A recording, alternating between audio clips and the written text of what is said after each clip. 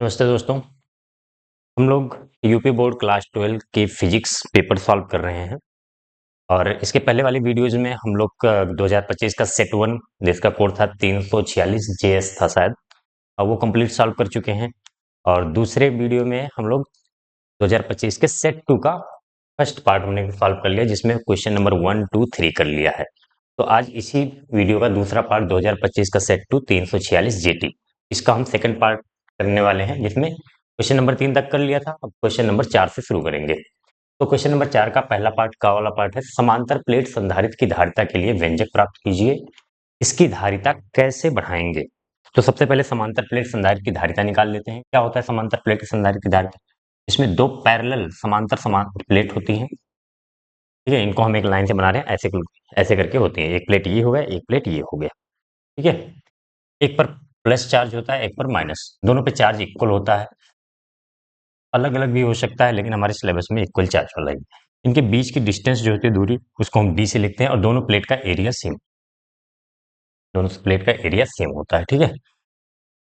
तो किसी भी समांतर प्लेट की संधारिता जो होती है C equal to Q by V. किसी भी समांतर प्लेट या कोई भी, मतलब उसका शेप साइज कुछ भी हो, उसकी जो संधारित्र की धारिता का जो स्टैंडर्ड फार्मूला हो वो कितना है, C equal to Q by V, ठीक है। तो हमें इसी फार्मूले का यूज करके निकालना है। अब समांतर प्लेट के बीच में जो है क्यू निकालो या फिर वी, इन दोनों प्लेटों के बीच का पोटेंशियल डिफरेंस जो होगा डेल्टा वी अगर हम निकाल लें, और क्यू की वैल्यू दरअसल यहाँ पे हमें दी होता है सरफेस चार्ज डेंसिटी, क्या बोलते हैं उसे, सरफेस चार्ज डेंसिटी, पृष्ठ आवेश घनत्व, पृष्ठीय आवेश घनत्व, पृष्ठीय आवेश घनत्व। तो किससे लिखते हैं हम? सिग्मा से। ये होता है क्यू बाई ए, मतलब चार्ज पर यूनिट एरिया, एकांक क्षेत्रफल में कितना आवेश है, उसी को हम सरफेस चार्ज डेंसिटी, पृष्ठीय आवेश घनत्व कहते हैं। इसका यूज करेंगे बाद में। अभी के लिए हमारा काम है इनके दोनों प्लेटों के बीच का विभवांतर निकालना। दोनों प्लेटों के बीच का विभवांतर निकाल के हम इसमें रख देंगे, और क्यू की वैल्यू यहाँ से आ जाएगा कितना, Q equal to sigma A, Q की वैल्यू सिग्मा ए रख देंगे, और डेल्टा वी। तो डेल्टा वी हमने पढ़ा होगा वैद्युत क्षेत्र और विभवांतर में संबंध क्या होता है। देखो यहाँ पे चार्ज है, यहाँ पे चार्ज है, तो इनके बीच में कहीं पे अगर हम देखेंगे तो वैद्युत क्षेत्र आएगा, वो प्लस से माइनस की तरफ ऐसे वैद्युत क्षेत्र होगा, ऐसे। अब उस वैद्युत क्षेत्र की वैल्यू कितनी है, माना हमने प्लस वाले प्लेट के, देखिए आपको कंप्लीट लिखना होगा एग्जाम में, मैं उतना ज्यादा लिख नहीं रहा हूँ, लेकिन बोल रहा हूँ तो आप उसको उसके हिसाब से लिखते रहिएगा। तो यहाँ पे प्लस वाले चार्ज के कारण हमें माना इधर की तरफ प्लस चार्ज से दूर की तरफ E1 है, E1 है वैद्युत क्षेत्र। और माइनस वाले के कारण माइनस आवेश की तरफ होता है, और प्लस चार्ज के कारण आवेश से दूर की तरफ, तो उसके कारण है E2। तो जो इस पॉइंट पर ई नेट आएगा, ई नेट कितना होगा, E1 प्लस E2। अभी क्यों निकाल रहे हैं वैद्युत क्षेत्र, ये बताएंगे, ठीक है। तो E1 कितना होता है, ई कितना होता है, याद करो, अनंत लंबाई के समतल चादर के कारण वैद्युत क्षेत्र सिग्मा अपान 2 एप्सिलॉन नॉट। इस कुछ फार्मूले हैं, इनको आपको याद रखना पड़ेगा। 2 एप्सिलॉन नॉट प्लस E2 भी, वो प्लस हो या माइनस हो, सिग्मा अपान 2 एप्सिलॉन नॉट, ठीक है। तो ओवरऑल कितना हो जाएगा, ये सिग्मा अपान, इनको ऐड कर लीजिए, सिग्मा अपान 2, 1/2 1/2, ओके, 1 हो जाएगा सिग्मा अपान एप्सिलॉन नॉट। अब ये कर क्यों रहे हैं, तो हमने पढ़ा है E equals to V by T, वैद्युत क्षेत्र और इसमें संबंध, वैद्युत क्षेत्र और वैद्युत विभव में संबंध। ये वाला फार्मूला पढ़ा होगा, V बाई एल पढ़ा होगा, हो सकता है अगर दो बिंदु हैं, एक का V1 है, एक का V2 है, तो इनके बीच में वैद्युत क्षेत्र, मान लो ये उच्च विभव है, निम्न विभव है, तो इनका V1 minus V2 equals to, या फिर इनके बीच जो वैद्युत क्षेत्र होगा E equal to V1 minus V2 delta V by, अगर L डिस्टेंस पे है तो L। पढ़ा होगा, बहुत सिंपल सा, बहुत फेमस फार्मूला है, विभव परवर्तता नाम की चीज अगर सुनी हो तो। V इक्वल टू, या फिर डेल्टा V लिख दें हम, डेल्टा V इक्वल टू कितना हो जाएगा, E इंटू डी। ये हमने इन दोनों प्लेटों के बीच में हमने वैद्युत क्षेत्र निकाला है, तो इन दोनों प्लेटों के बीच का विभवांतर लिखेंगे। ई कितना आया है, ई आया है हमारे पास sigma upon epsilon not into D, ठीक है। ये आ गया ई, डेल्टा वी आ गया ये। अब इसमें रखिए आप, E equal to Q by B में रखेंगे तो कितना हो जाएगा, क्यू की जगह पे रख दें सिग्मा ए रख दिया, और इसकी डी की जगह पे, सॉरी डेल्टा वी की जगह पे sigma D upon epsilon not ऊपर चला जाएगा, सिग्मा कट जाएगा, कितना हो जाएगा ए एप्सिलॉन नॉट बाई। तो कुछ अलग अलग तरीके से करते हैं लोग, सिंपल सा हमें करना प्रोसेस वही है, इनके बीच वैद्युच्छेद निकालना है, वैद्युच्छेद की मदद से इनके बीच का विभवांतर, ओवरऑल ये फार्मूले ध्यान में रखना, ठीक है। तो क्यू की वैल्यू निकाल लो, या फिर इसको क्यू के टर्म में लिख देते हैं सिग्मा को, चाहे आप क्यू के टर्म में लिखो, क्यू को रहने दो, फिर सिग्मा को क्यू के टर्म में लिखना पड़ेगा, या फिर क्यू को सिग्मा के टर्म में बदल लो। ओवरऑल चाहे अगर क्यू रखोगे तो क्यू से क्यू कैंसिल हो जाएगा, सिग्मा रखोगे तो सिग्मा से सिग्मा कैंसिल हो जाएगा, ठीक है। तो sigma A epsilon not by D कितना आ गया, ए एप्सिलॉन नॉट बाई डी, ये आपका आ गया फार्मूला समांतर प्लेट संधारित्र की धारिता का, ठीक है। बस इनके बीच का वैद्युच्छेद निकालना था, और वैद्युच्छेद ई बराबर डेल्टा वी बाई डी रख देना था इसमें। अब जो अगला पार्ट है इस क्वेश्चन का, कह रहा है कि इसकी धारिता कैसे बढ़ाएंगे। तो फार्मूला क्या है हमारे पास, C equal to A epsilon not by D, A epsilon not by D.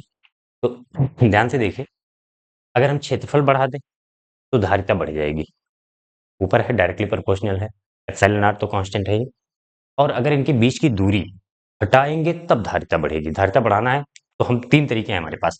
पहला तरीका क्या, क्षेत्रफल बढ़ाकर, क्षेत्रफल बढ़ा दे, प्लेटों का क्षेत्रफल बढ़ा दे, तो सी जो है धारिता बढ़ जाएगी। दूसरा तरीका क्या है, इनके बीच की दूरी घटाकर, प्लेटों के बीच की दूरी घटाकर, प्लेटों के बीच की दूरी घटाकर, इसका मतलब डी को डिक्रीज कर दे हम। और तीसरा जो क्वेश्चन में पूछना चाह रहा है कि इनके बीच में जो सबसे कन्वीनियंट तरीका है कि इनके बीच में जब हम के प्रावैद्युतांक का एक प्रावैद्युत पदार्थ रख देते हैं, एक प्रावैद्युत पदार्थ रखेंगे जिसका प्रावैद्युतांक मान लिया के है, ठीक है। तो क्या रखेंगे, प्लेटों के बीच, प्लेटों के बीच के प्रावैद्युतांक का, प्रावैद्युतांक दिख रहा है तो के प्रावैद्युतांक का प्रावैद्युत पदार्थ रखकर, प्रावैद्युत पदार्थ रखकर, रखने से क्या होगा, सीधा सीधा ये बढ़ जाता है सी इक्वल टू के एप्सिलॉन नॉट बाई डी। जितना प्रावैद्युतांक रहेगा उसका के गुना हो जाता है, ये के वो नहीं है आपका 1/4 पाई एप्सिलॉन नॉट वाला, या फिर 9 × 10 पावर, ये के है जो प्रावैद्युत पदार्थ हम रख रहे हैं उसका प्रावैद्युतांक है, तो के गुना बढ़ जाता है सीधा सीधा। तो ये क्वेश्चन आपका कंप्लीट हो जाता है। चलिए नेक्स्ट क्वेश्चन देखते हैं।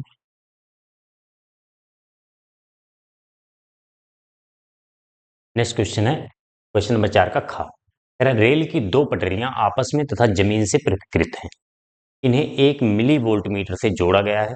जब इन पर एक ट्रेन 180 किलोमीटर प्रति घंटे की चाल से दौड़ती है तो मिली वोल्ट मीटर का पाठ्यांक क्या होगा। दिया गया है पृथ्वी के क्षेत्र का ऊर्ध्वाधर अवयव 0.2 into 10⁻⁴ weber per metre square तथा पटरियां परस्पर 1 मीटर की दूरी पर हैं। चलिए मान लीजिए ऐसे रेल की दो पटरियां हैं, इन पर ट्रेन दौड़ रही है, अभी ट्रेन को हम ऐसे बना दे रहे हैं, हमने सुना है, और पृथ्वी का ऊर्ध्वाधर अवयव चाहे अंदर की तरफ मान लो या फिर बाहर की तरफ मान लो, अंदर की तरफ मैंने मान लिया, ठीक है। ये चुंबकीय क्षेत्र, पृथ्वी का चुंबकीय क्षेत्र, और ये दिया है, कितना दिया है 0.2 into 10⁻⁴ weber per metre square, ठीक है। इनके बीच की दूरी भी दी गई है 1 मीटर। अब होता क्या है, हमें पता है कि ट्रेन लोहे की बनी होती है, चुंबकीय पदार्थ है। जब कोई चालक पदार्थ किसी चुंबकीय क्षेत्र में गति करता है, गति भी, वेग भी दिया है 180 किलोमीटर प्रति घंटे, 180 किलोमीटर प्रति घंटे वेग गति करता है, तो उसमें जो है उसमें उपस्थित इलेक्ट्रॉनों पर चुंबकीय बल लगता है, चुंबकीय बल लगने से वो एक दूसरे मतलब इकट्ठा हो जाते हैं, विभवांतर पैदा हो जाता है, ठीक है। वही विभवांतर मिली वोल्ट मीटर लगा है पटरियों के बीच में, यहाँ पे ऐसे ऐसे जोड़ दो, मिली वोल्ट मीटर है, हम लिख दो, ठीक है। मिली वोल्ट मीटर बहुत छोटे करंट को नापने के लिए होता है।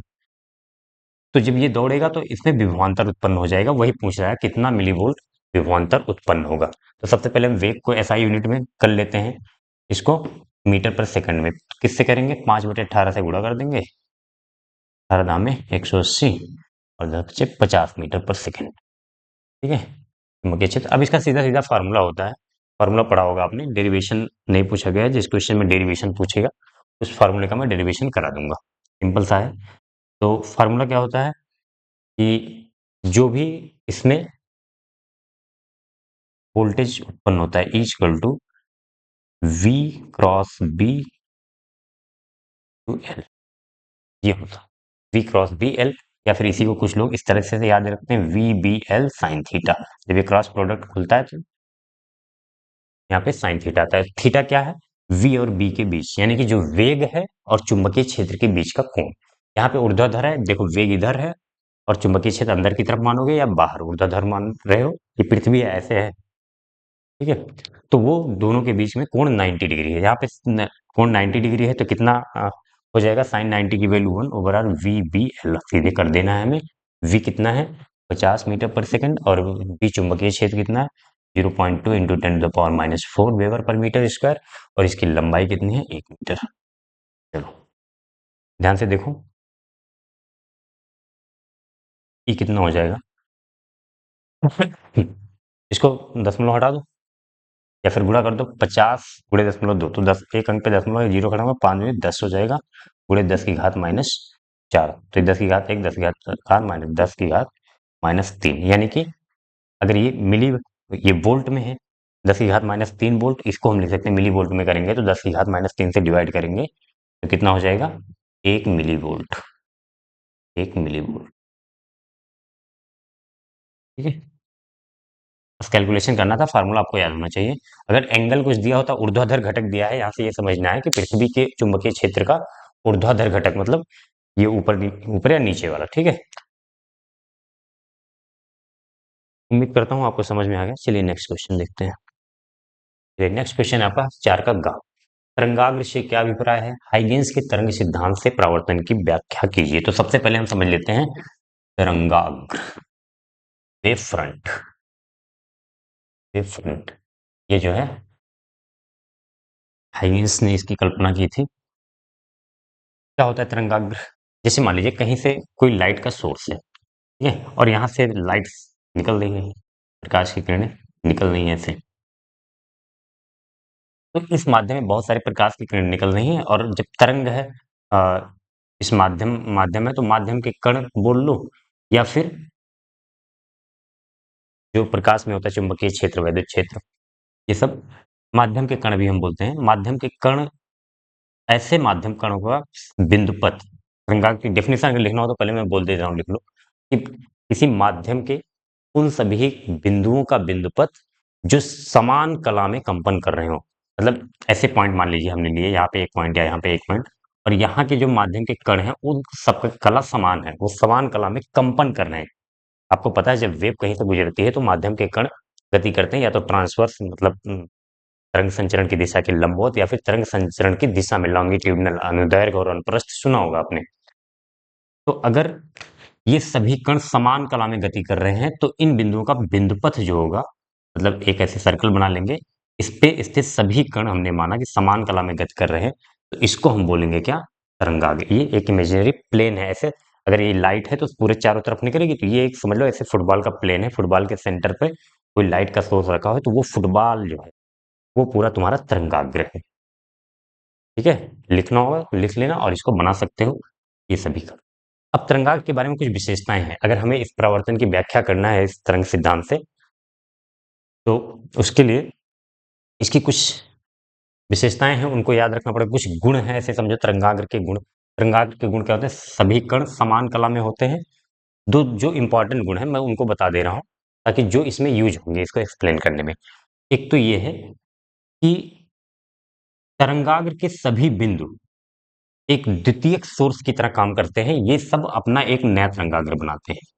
यहाँ से ऐसे मानते हैं कि यहाँ से नई तरंगें निकल रही हैं, जिसको हम द्वितीयक तरंगिकाएं कहते हैं। ऐसे ये द्वितीयक, ये प्राथमिक पहली वाली तरंगाग्र जो मेन सोर्स से बनी है, और तरंगाग्र के सभी पॉइंट जो हैं एक सोर्स की तरह काम करते हैं। अब ये देखो हाइगेंस की ये हाइपोथेसिस है, उन्होंने ऐसी कल्पना की है, ये सिद्धांत दिया है, तो हमें पढ़ना पड़ेगा। हो रहा है नहीं हो रहा है मुझे नहीं पता है, ठीक है। तो यहाँ पे द्वितीयक ये कौन सी तरंगिका है? द्वितीयक तरंगिका, तरंगिका, ठीक है। एक ये द्वितीयक तरंगिका वाला कि कोई भी तरंगाग्र हमने बनाया, उसके सभी पॉइंट जो हैं एक सोर्स की तरह काम करेंगे, वो नई तरंग उनकी हम नई तरंगिका बना सकते हैं, तरंगाग्र नई तरंगाग्र बना सकते हैं, नया वेव फ्रंट बना सकते हैं। और जो ये जो वेव फ्रंट है हमारा तरंगाग्र है, उससे जो तरंग निकलती है वो वेव फ्रंट के तरंगाग्र के लंबवत होती है। ये प्रॉपर्टी याद रखनी है। यहाँ से जो तरंगाग्र से जो तरंग निकल रही है, जो यहीं तक थोड़ी ना आई है, ये तो ऐसे जा रही है ना लाइट पूरी। तो उस टाइम पे जब तरंगाग्र से वेव फ्रंट से निकलती है तो वो लंबवत होती है, बस इतना याद रखना है। एक तो ये द्वितीय तरंगिका वाला और एक ये लंबवत वाली, ठीक है। 2 पॉइंट याद रखेंगे तो आगे हम इसको परावर्तन की व्याख्या आसानी से कर सकेंगे, ठीक है। तरंगाग्र की डेफिनेशन लिख लें, थोड़ा सा फिगर बनाना चाहो बना दो, द्वितीय तरंगिका का सिद्धांत बता दो, और तरंग जो है तरंगाग्र के तरंग और तरंगाग्र के बीच कोण 90 डिग्री होता है, बस इतना याद रखना है, ठीक है। तो इसको रब करता हूं मैं, अब परावर्तन की व्याख्या करते हैं।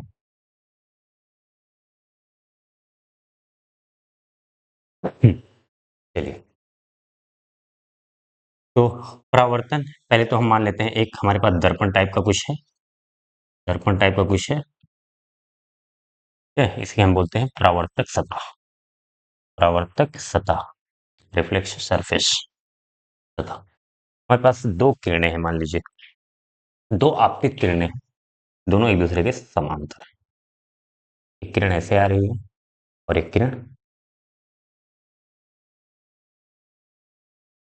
अभी यहां तक बनाओ। मान लो ये पॉइंट है ए, और इस पर जो है हमने एक तरंगाग्र बनाया। क्या बनाया? तरंगाग्र। तो तरंगाग्र क्या होता है?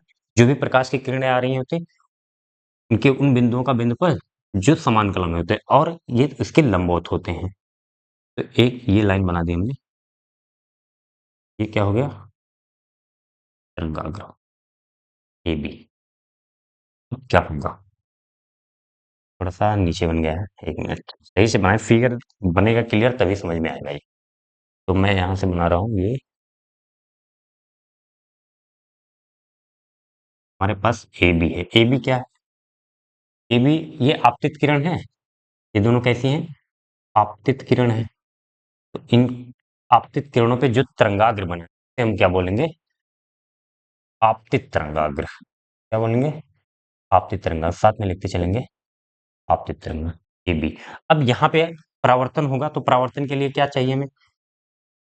विलंब बनाएंगे, जितने कोण पर आया है ऐसे समझो उतने कोण पे जाएगा ये, या फिर ऐसा नहीं कर बोलेंगे जितने कोण पे आया उतने कोण पे जाएगा, क्योंकि हमें यही प्रूव करना है। परावर्तन प्रूव करने का मतलब परावर्तन के नियम, आपतन कोण बराबर परावर्तन कोण आई बराबर आर ही प्रूफ करना है ना। तो अभी हमने माना ये आई कोण पर आया है, ठीक है, और ये ऐसे गया, एक गया, ध्यान से देखते रहिएगा, ये इधर जा रहा है और ये वाला किरण आगे बढ़ेगा, ये किरण आगे बढ़ेगा। हमने माना जितनी देर में ये यहाँ पे पहुंचा, इस पॉइंट को बोल देते हैं सी। जितनी देर में ये यहाँ पे पहुंचा है उतनी देर में ये वाला पार्ट यहाँ पहुंच गया है, ये वाली किरण परावर्तित हो गई। अब यहाँ पे परावर्तन होगा।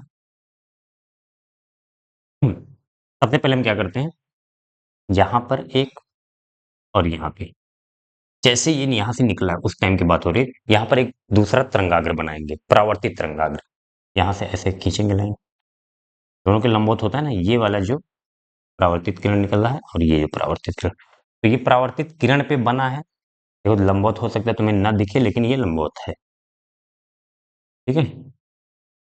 और ये टी, इसको नाम दे दो डी, टी डी क्या हो जाएगा?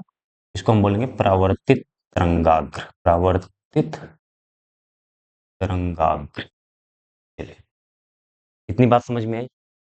हमने क्या किया, दो आपतित किरणें समांतर आ रही हैं एक दूसरे के, यहाँ पर जिस पॉइंट पर ये परावर्तक सतह से टकराया वहां पर एक लंबवत रेखा खींची, ये बोला हमने ए बी क्या है? आपतित तरंगाग्र। फिर ये आगे गया, जितनी देर में ये यहाँ आया उतनी देर में ये यहाँ पहुंचा, वहां पर हमने क्या बनाया? परावर्तित तरंगाग्र। तो यहाँ पे भी तो परावर्तन हो रहा है, तो यहाँ पे एक लंबवत रेखा बना दो। यहाँ पे लंबवत रेखा बनाए और ये परावर्तित किरण जो अभिलंब से बना रहा है कोण, उसे आर बोलेंगे। ये आपतित किरण जो अभिलंब से बना रही थी आई, हमें आई बराबर आर प्रूफ करना है। ये कोण 90 अंश है, ये कोण 90 अंश। क्यों? क्योंकि किरण, प्रकाश की किरण और तरंगाग्र के बीच कोण कितना होता है? 90 डिग्री। चाहे ये ले लो 90 डिग्री हो जाएगा ये। अब ध्यान से देखना, कुछ कोण है, ज्योमेट्री थोड़ी सी लगेगी, यही ज्योमेट्री आपका समझना है। अगर ये ज्योमेट्री समझ गए तो यहाँ तक उम्मीद करता हूँ समझ में आ गया, ज्योमेट्री बची है बस। ये कोण आई है, ये कोण आई है, और ये पूरा कितना है? 90 डिग्री। तो ये कितना हो जाएगा? 90 माइनस आई। बताओ, इतनी बात समझ? ये तो सिंपल से है कितनी। अब ये कोण पूरा कितना है? ये कोण पूरा है, ध्यान से देखिएगा, ये वाला अभिलंब और इस परावर्तक सतह के बीच में अभिलंब तो 90 अंश होता है। तो अगर ये 90 माइनस आई है, ये 90 माइनस आई है, तो ये पूरा कितना हो जाएगा? आई हो जाएगा। मान लो x है, x प्लस 90 माइनस आई बराबर 90। ये पूरा 90 है ना, x हमारा, ये पूरा x माना हमने, और इसे 90 माइनस आई मैं करके दिखा रहा हूँ बस, बाकी इतना समझ में आना चाहिए आपको। 90 से 90 कैंसिल हुआ, आई इधर गया, आई बराबर x, यानी कि x की वैल्यू कितनी आ गई? आई। ठीक है, बस देख लो इतना। तो ये कोण आ गया आई। अब यहाँ पे देखते हैं। ये हमने, ये हमारा कोण कितना है? आर है। तो ये कितना हो जाएगा? ये, अरे ये तरंग है, ध्यान से देखो, ये प्रकाश की तरंग जा रही है, और ये क्या है? तरंगाग्र। तो दोनों के बीच में कोण कितना होता है? 90 डिग्री। तो ये, अगर ये आर है तो ये कितना हो जाएगा? 90 माइनस आर।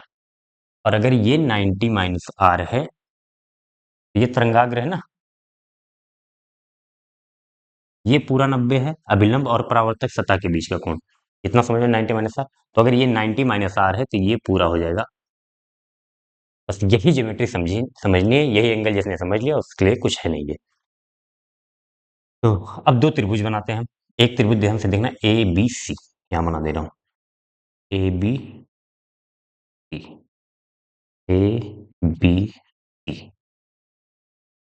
तो यहाँ पे जो ए पर एंगल बढ़ रहा है आई है, और ये ए सी भुजा है। अच्छा, ये वाली साइड ध्यान से देखना,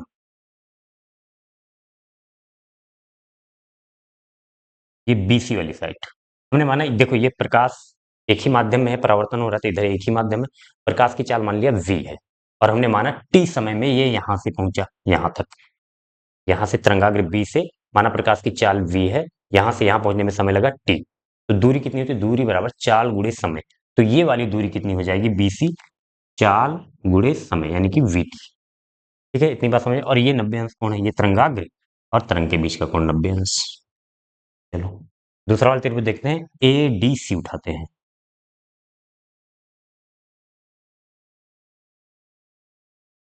ADC, ये 90 डिग्री कोण है, तरंग और तरंगाग्र के बीच का कोण 90 डिग्री। ये कोण है आपका R।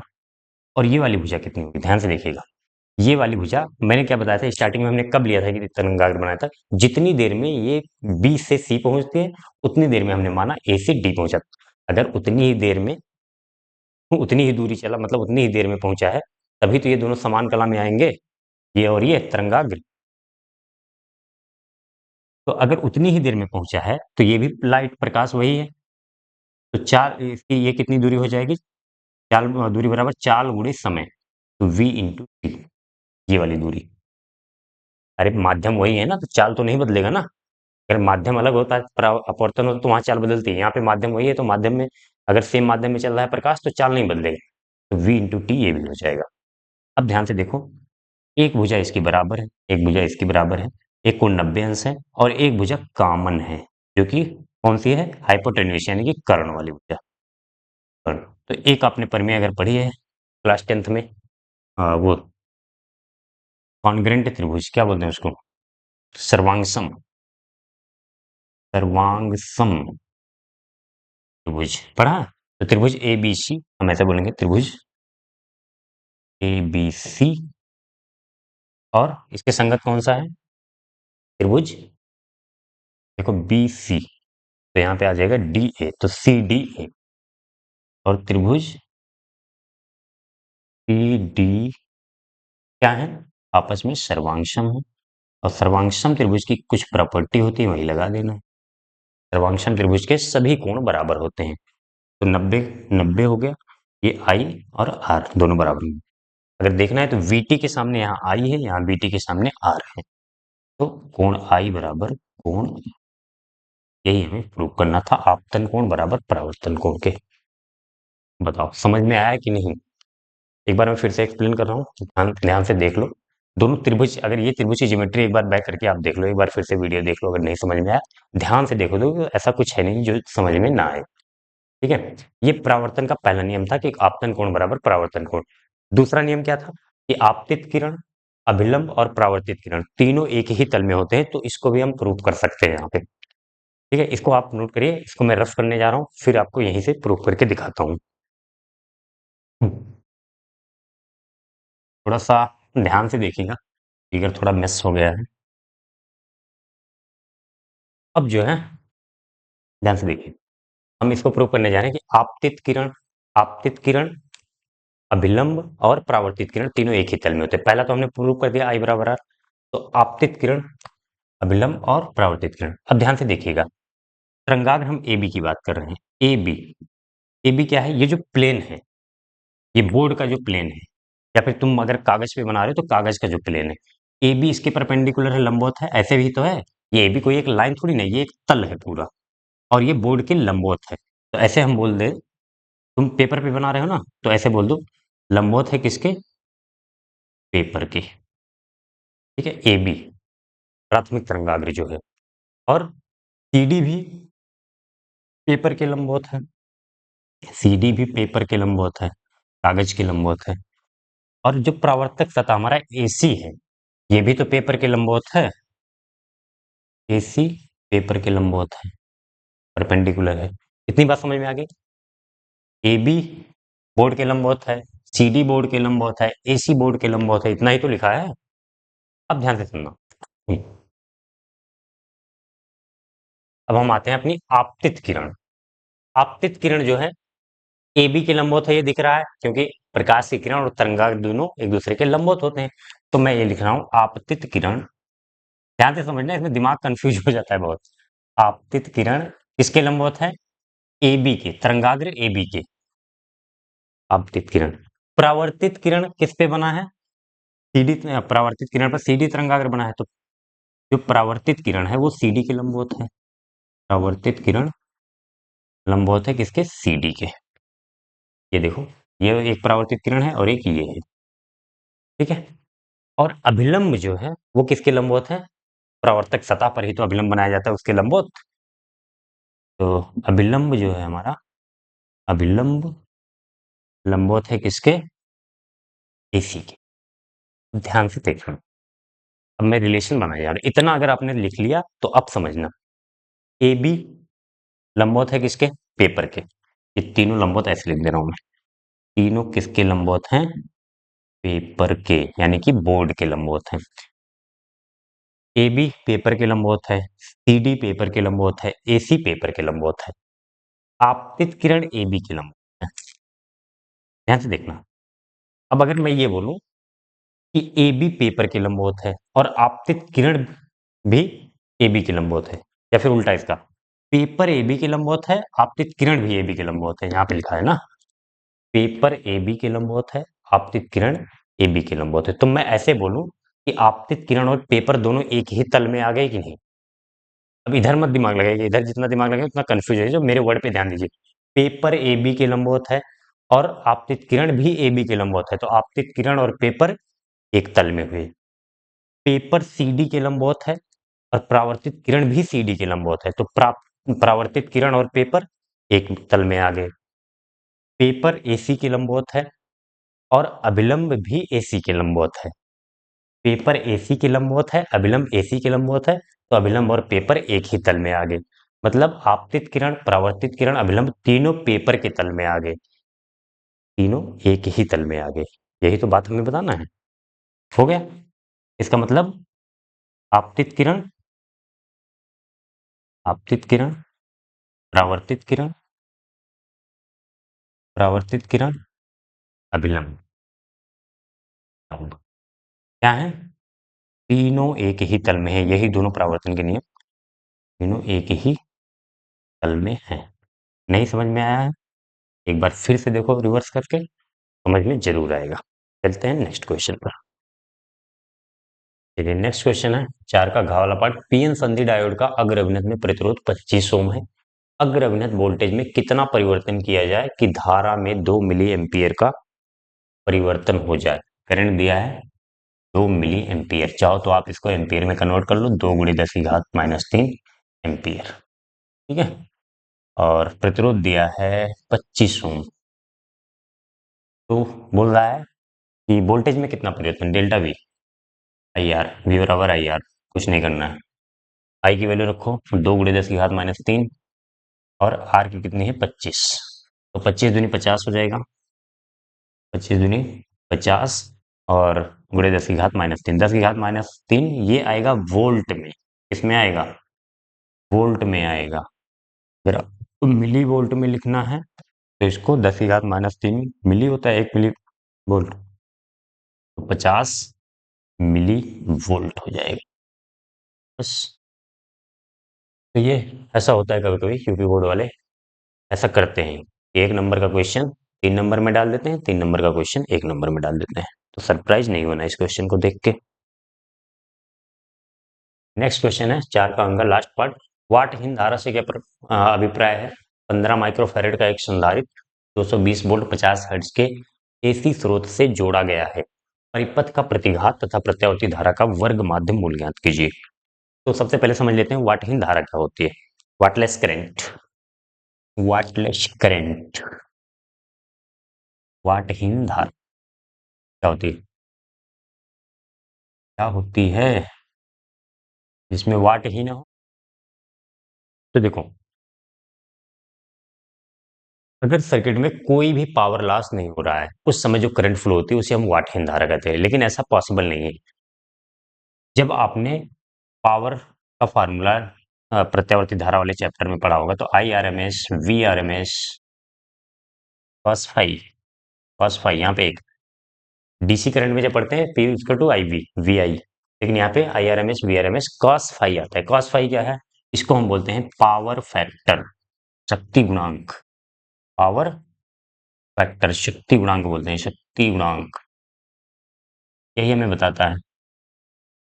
ऐसा मान लो जब ये कोई सर्किट है, एसी सर्किट है कोई, और उसमें या तो हम सिर्फ कैपेसिटर लगा दें, संधारित्र, या फिर लगा दें, अच्छा ये इंडक्टर लगा दें, प्रेरक, प्रेरकत्व, तो उस स्थिति में जो धारा बहती है वो वाटहीन धारा होती है, जिसमें रेजिस्टेंस जीरो, अगर आर जीरो, जबकि ऐसा संभव नहीं है। हम ऐसा कोई सर्किट नहीं बना सकते जिसमें प्रतिरोध जीरो, कम कर सकते हैं करते करते, लेकिन प्रतिरोध जीरो नहीं कर सकते।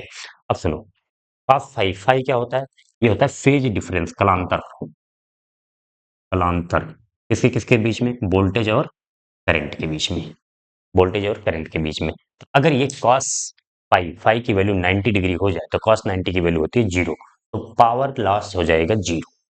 तो कब होता है, ये होता है किसमें, संधारित्र में।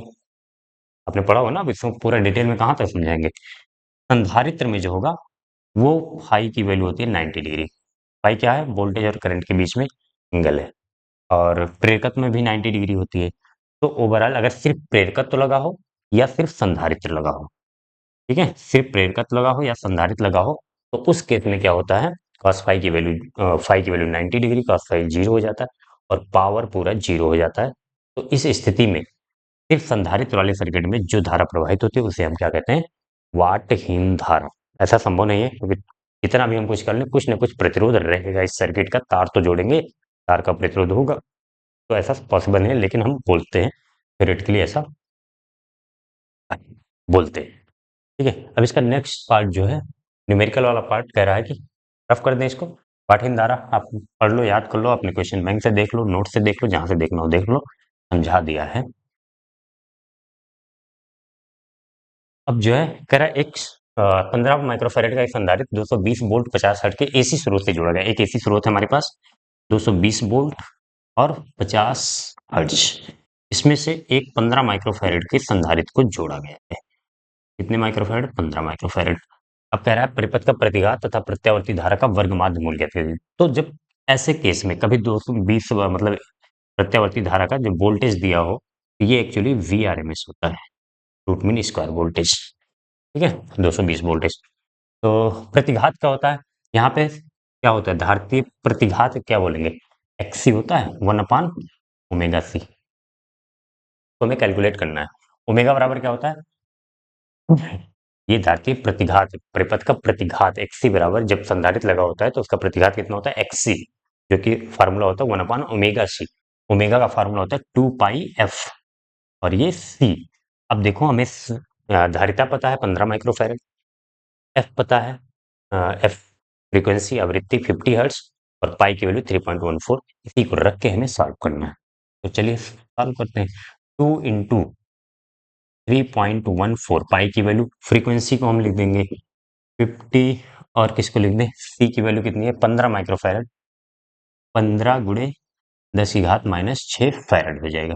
माइक्रोफैरड में नहीं लिखा, कैलकुलेशन जब कैलकुलेशन करते हैं उसको फैरड में कन्वर्ट कर लेते हैं, तो माइक्रोफैरड है तो इंटू कर दे रहा हूँ, 15 × 10⁻⁶ फैरड। ठीक है, अब इसको सॉल्व करना है, बताओ कैसे सॉल्व किया जाए।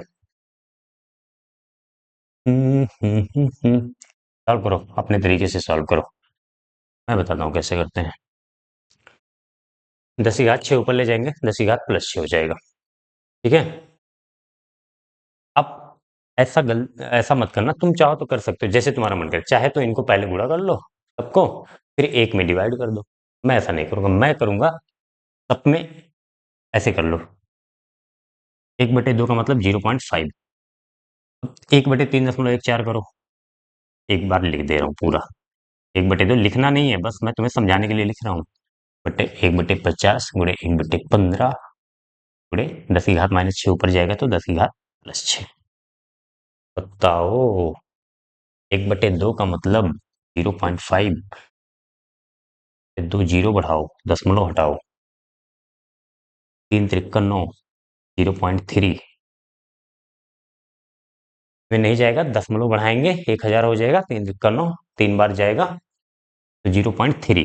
अब इसमें क्या होगा, दशमलव बढ़ाएंगे, दशमलव लगाएंगे, 10 हो जाएगा, नहीं जाएगा, फिर 0 बढ़ाएंगे, 100 हो जाएगा, 50 दूनी 100, 15, दशमलव लगाएंगे, 10 हो जाएगा, नहीं जाएगा, फिर 0 बढ़ाएंगे, 0 बढ़ाएंगे, 100 हो जाएगा, 15 छक्के 90।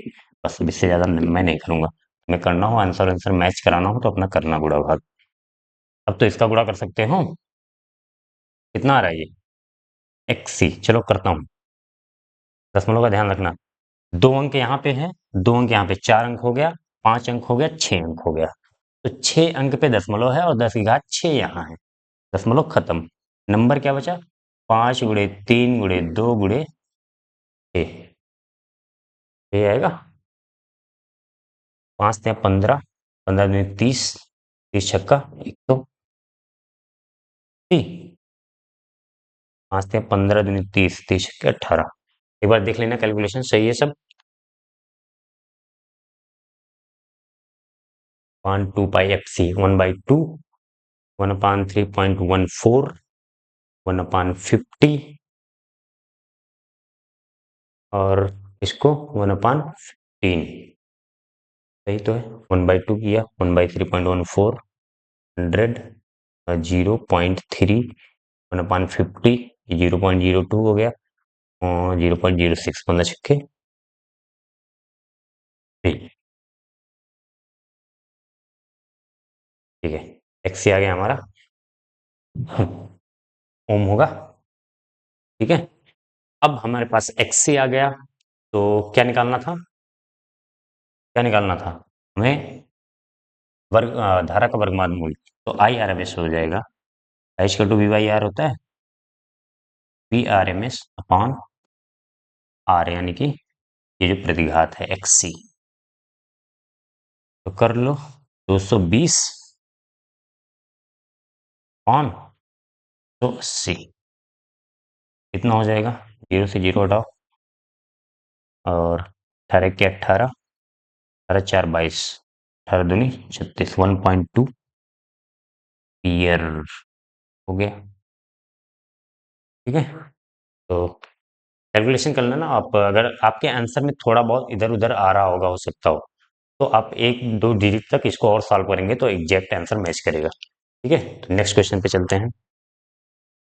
नेक्स्ट क्वेश्चन है क्वेश्चन नंबर 5 का प्रत्यावर्ती धारा जनित्र का सिद्धांत एवं कार्यविधि लिखिए।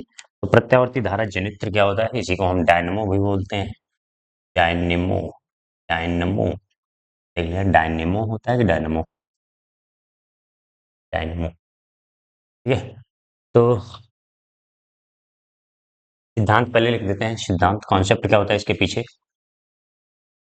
प्रत्यावर्ती धारा जनित्र मतलब जनरेटर जिसे हम कहते हैं, जिसे जनरेटर बोलते हैं। जनरेटर क्या होता है? डायनेमो और पूरा इंजन का सेट होता है। लेकिन हमें डायनेमो के बारे में बात करनी है। ये एक्चुअली क्या होता है? ये काम करता है वैद्युत चुंबकीय प्रेरण के, वैद्युत चुंबकीय प्रेरण के सिद्धांत पर फैराडे ने दिया था, जो फैराडे ने दिया था। अब होता क्या है वैद्युत चुंबकीय प्रेरण? देखो, अगर कोई चालक है, कोई कंडक्टर है, उससे बद्ध, उससे रिलेटेड जो चुंबकीय फ्लक्स है, अगर उसमें परिवर्तन होगा तो उसमें प्रेरित वैद्युत वाहक बल उत्पन्न हो जाएगा। सीधा सीधा लिखेंगे कि यदि किसी चालक से बद्ध चुंबकीय फ्लक्स में परिवर्तन हो तो उसमें प्रेरित वैद्युत वाहक बल उत्पन्न हो जाता है। और अगर वह चालक एक बंद परिपथ हो तो उसमें प्रेरित धारा भी उत्पन्न होती है। चालक है तो वैद्युत वाहक बल उत्पन्न होगा ही होगा। अगर वो किसी बंद परिपथ से कनेक्टेड है तो उसमें प्रेरित वैद्युत धारा भी उत्पन्न हो जाएगी। ठीक है, यही है इसका सिद्धांत। लिखना चाहो तो 2 लाइन और लिख सकते हो।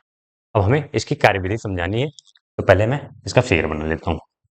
यहाँ पे होते हैं 2 पावरफुल मैग्नेट, इधर नॉर्थ पोल होता है, इधर साउथ पोल होता है। इसमें एक होती है, एक क्या बहुत सारी होती है, कुंडली, क्वाइल, इसको क्या बोलते हैं? Armature coil.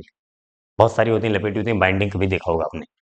नॉर्थ से साउथ मैग्नेटिक फील्ड होंगी, चुंबकीय क्षेत्र रेखाएं होंगी, ऐसे यहाँ पे ए बी सी डी बोलते हैं। ठीक है, अब इसमें क्या होते हैं? 2 स्लिप रिंग लगे होते हैं। S1 नाम रख देना, S1। और इसमें जो लगा है वो गया S2। इनसे दोनों, इन्हीं दोनों से एक दो कार्बन ब्रश लगे होते हैं। Carbon, carbon brush, brush, brush के ब्रश,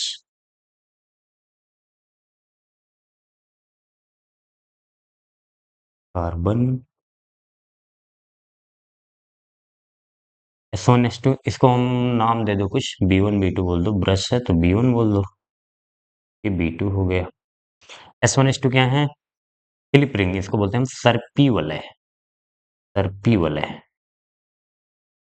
सर्पी वलय। ठीक है, S1S2 सर्पी वलय। ये कंस्ट्रक्शन है, हमने इसका कॉन्सेप्ट देख लिया, वैद्युत चुम्बकीय प्रेरण, ये कंस्ट्रक्शन है। अब इसके बारे में हम समझते हैं। और एक यहाँ पे लोड रेजिस्टेंस तो दिया ही नहीं। यहाँ पे एक हम लोड रेजिस्टेंस आर, लोड प्रतिरोध, लोड प्रतिरोध का मतलब जो हम घरों में अपने इंस्ट्रूमेंट, जो डिवाइसेस यूज करते हैं, जैसे फैन हो गया, टीवी हो गया, कूलर हो गया, ये सब जाके कनेक्ट कर दिया यहाँ से। देखो होता क्या है, ये एक कॉइल है, आर्मेचर कॉइल। यहाँ पे एक सॉफ्ट होता है, एक्सियल जिसे बोलते हैं, एक्सियल सॉफ्ट, एक्सियल सॉफ्ट। तो ये क्या काम करता है? यहाँ से इंजन की हेल्प से हम इसको घुमाते हैं और यहाँ से विद्युत धारा निकलती है, बस हो गया काम। चलो घुमाओ, विद्युत धारा पाओ। इसको हम क्या बोलेंगे? आर्मेचर कुंडली, आर्मेचर कॉइल। हिंदी में भी आर्मेचर बोलते हैं, अंग्रेजी में भी आर्मेचर कुंडली। ठीक है, तो हमें पता है ये, इसको इन दोनों को बोलते हैं क्षेत्र चुंबक। अरे कितना नाम है यार, क्षेत्र चुंबक। इसको भी इसका उत्तरी ध्रुव इधर रखते हैं, इसका दक्षिणी ध्रुव। तो हमें पता है चुंबकीय क्षेत्र रेखाएं उत्तरी ध्रुव से निकलकर दक्षिणी ध्रुव में जाती हैं, तो ऐसे जाएगी, कांस्टेंट होंगी क्योंकि चुंबक है, बदलेंगे नहीं। ठीक है, अब क्या होगा?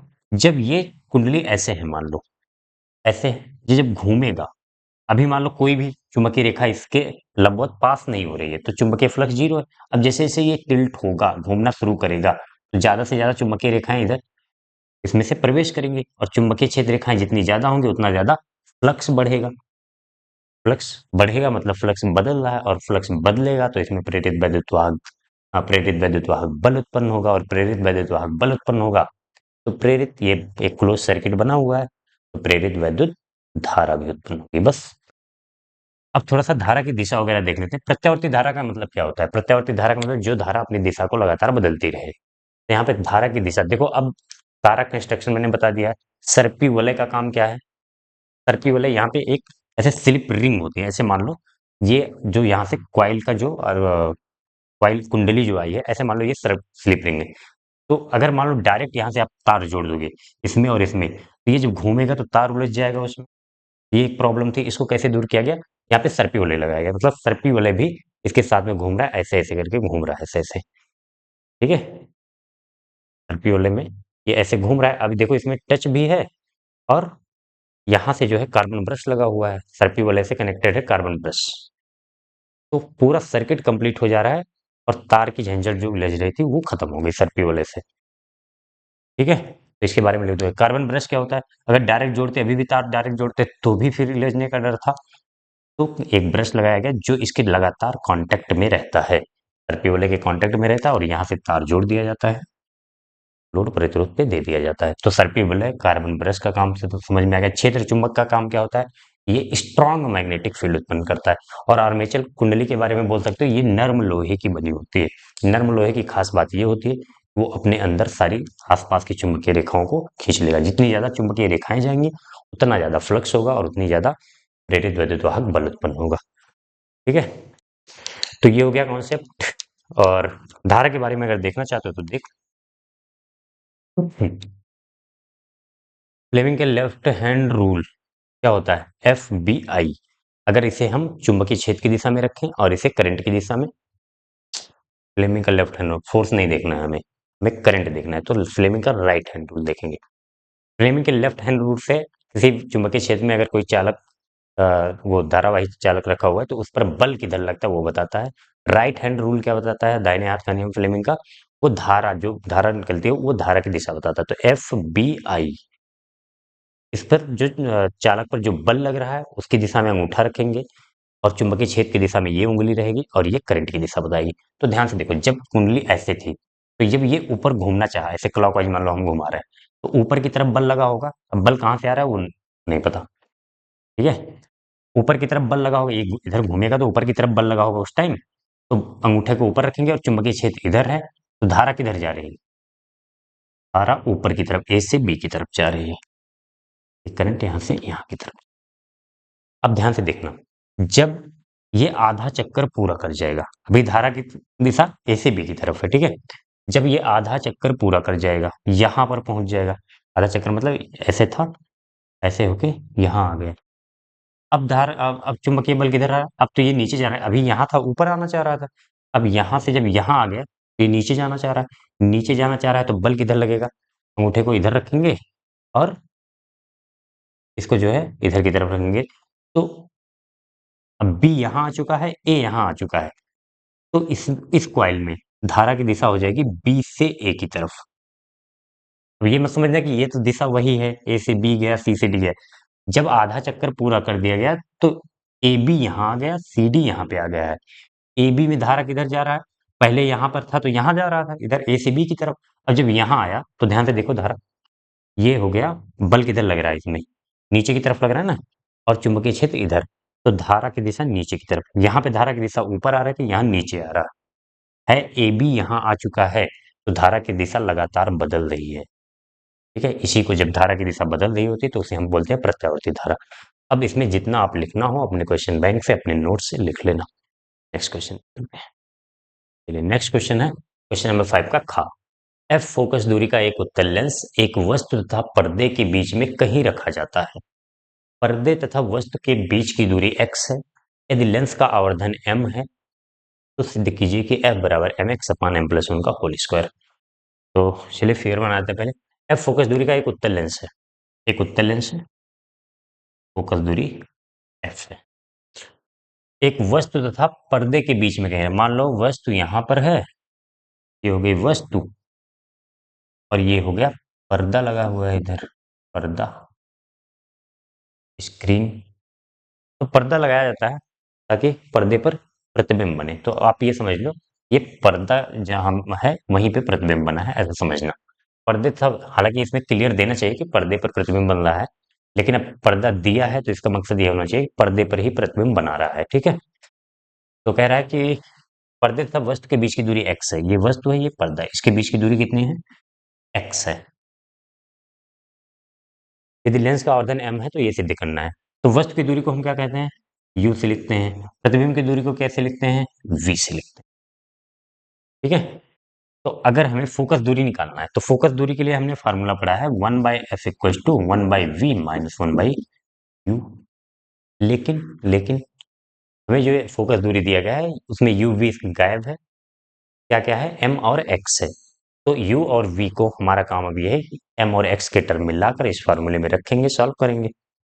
हम क्या करना है समझ में आया, फोकस दूरी ही तो निकाली गई है, लेकिन m और x के टर्म में है तो u और v को हमें और x के टर्म में करते हैं। तो ध्यान से देखो, अभी हम मान ले रहे हैं ये,